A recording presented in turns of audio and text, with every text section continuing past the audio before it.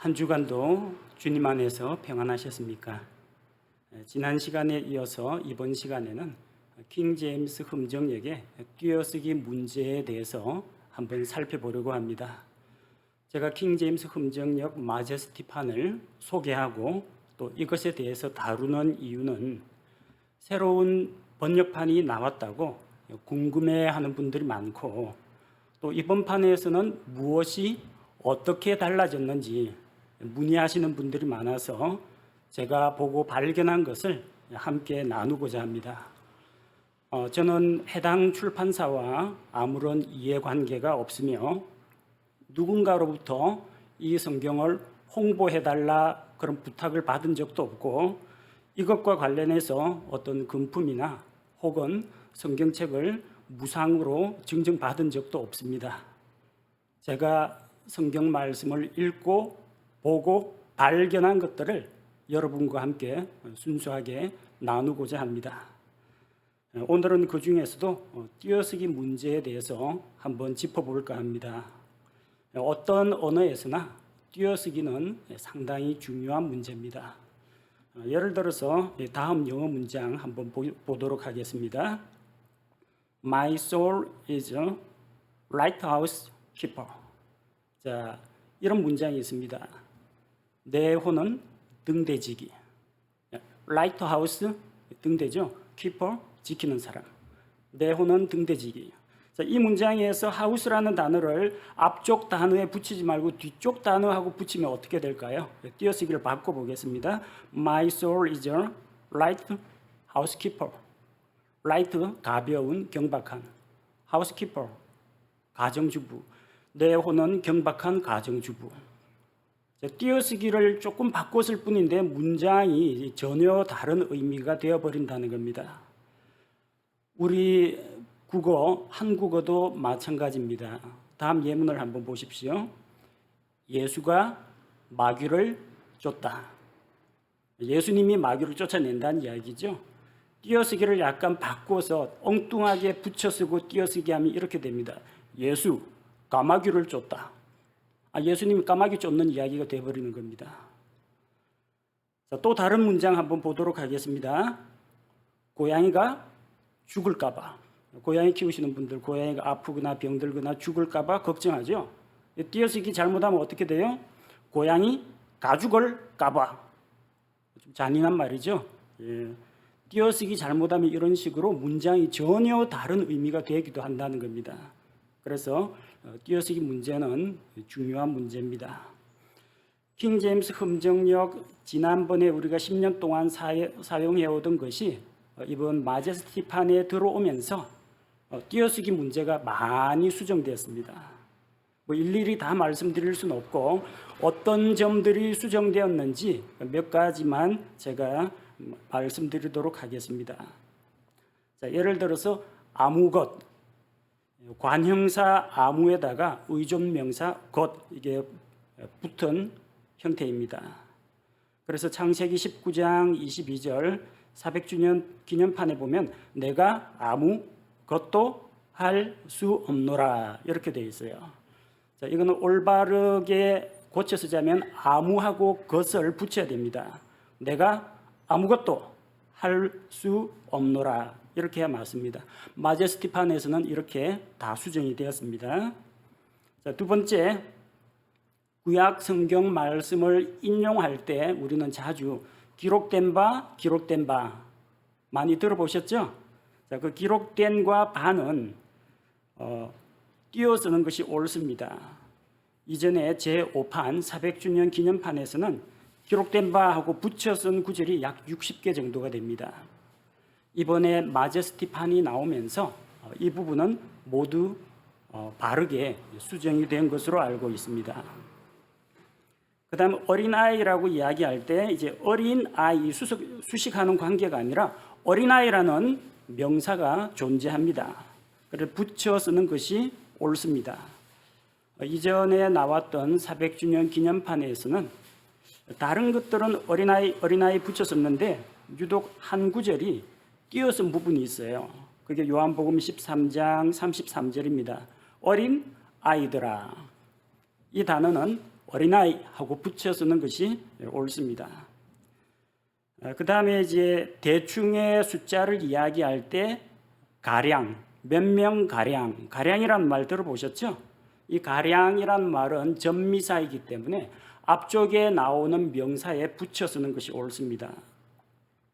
대부분 몇 명 가량 할 때는 이전 판에서도 명가량 다 붙여 적었는데 3천 혼 가량 할 때는 혼과 가량을 띄어 썼습니다. 사도행전 2장 41절에서 3천 혼 가량이 이렇게 되어 있는데 3천 혼 가량이 혼과 가량을 붙여 쓰는 것이 옳습니다.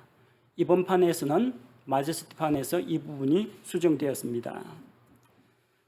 그 다음 이제 일어나다라는 것과 서다라는 것이 이제 합쳐진 일어서다라는 것은 통사적 합성어라고 합니다.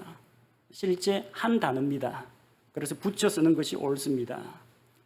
그런데 이제 전도서 4장 15절에 이전 판에서는 일어설 둘째 아이와 이렇게 표기가 되어 있는데 정확한 표기 방법은 일어설 둘째 아이와 일어설 한 단어이기 때문에 붙여 쓰는 것이 옳습니다. 마제스티 판에서는 이 부분이 바르게 교정이 되었습니다. 자, 그 다음 우리 성경 읽다 보면 여러분 종종 금그릇, 은그릇 할 때 은그릇은 붙여 적는데 금그릇은 띄어 쓰는 거 아마 보셨을 겁니다. 디모데후서 2장 20절 이전판에서는 그러나 큰 집에는 금그릇과 은그릇뿐 아니라 은그릇은 붙였는데 금그릇은 왜 띄어 쓰냐? 아마 의아하게 생각하신 분들이 많을 겁니다. 원칙적으로는 붙여 쓰는 것이 맞습니다. 왜 띄어 썼느냐? 이 성경을 번역하고 교정을 하신 분들이 해당 단어가 표준 국어 대사전에 표제어로 등재가 되어 있으면은 이거는 실제로 사전에 등재된 말이구나 하고 그 단어를 그대로 한 단어로 올리는데 만약에 표제어에 나오지 않으면은 이것은 표제어에 등재가 안 되어 있기 때문에 별개의 단어로 띄어 쓴다라고 생각을 한 겁니다. 근데 그 표제어에 등재되어 있느냐 되어 있지 않느냐 뭐 그렇게 판단하는 것도 한 방법이긴 하지만 그게 정확한 방법은 아닙니다. 우리말 어문 규정에 의하면 금과 은이 재료나 빛깔을 나타낼 때에는 붙여 쓴다고 되어 있습니다. 그러니까 금으로 만든 그릇 하면 금그릇 붙여 쓰는 것이 옳다는 겁니다. 은빛이 나는 갈치, 은갈치 붙여 적어야 맞습니다. 이스라엘 백성이 이집트에서 나와서 하나님께 반역을 하고 금으로 송아지 우상을 만들어 섬겼다. 금송아지, 금과 송아지를 붙여 쓰는 것이 옳습니다.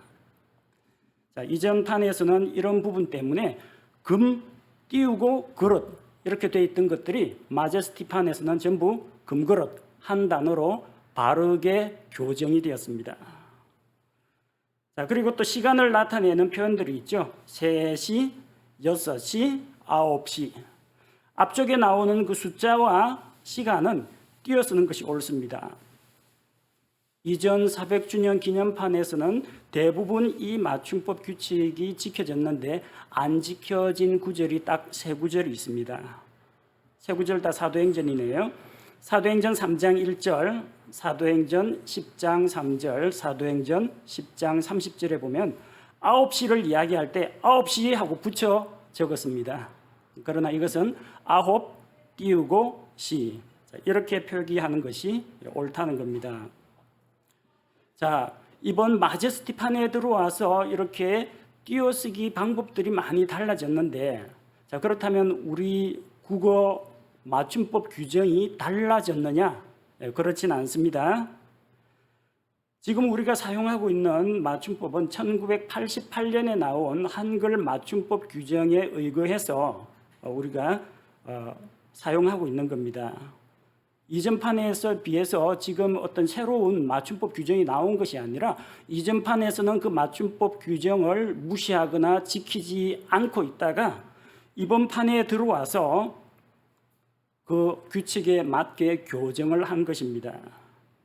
그런데 이런 교정 작업은 그렇게 어려운 작업이 아니기 때문에 한 번에 끝내는 것이 좋습니다.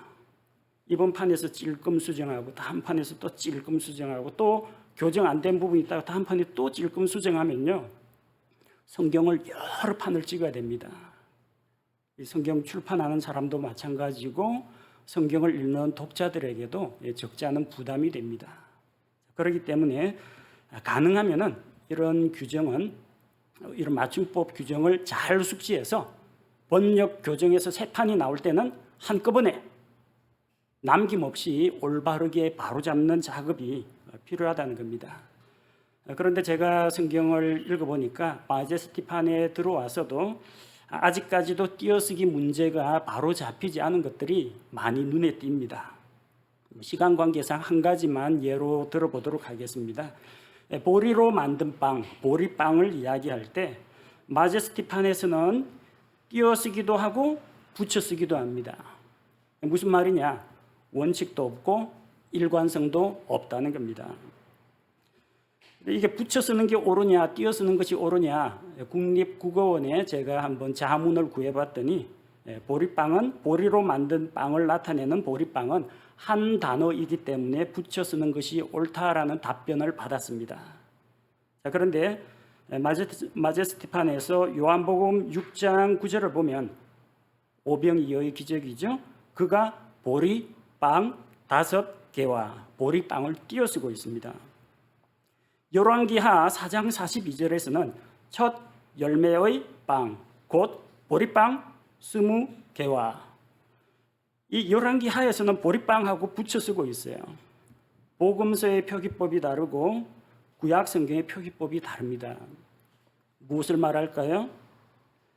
복음서 번역하고 교정 본 사람하고 요 구약 성경 열왕기하 번역하고 교정 본 사람이 서로 다르다는 이야기입니다. 다를 뿐만 아니라 서로 간에 정보를 공유하고 교류를 하지 않았다는 겁니다.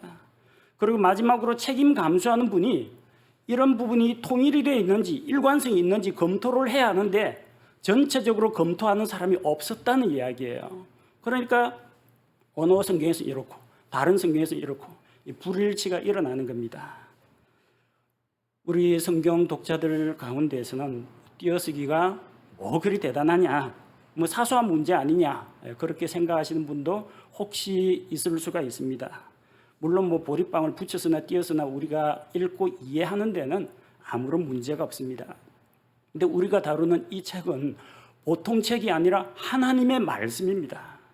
그렇기 때문에 더 신중하게 다루어야 되고 더 엄격하게 살펴야 하고 오류가 없도록 철저하게 검토하는 것이 필요하다는 겁니다.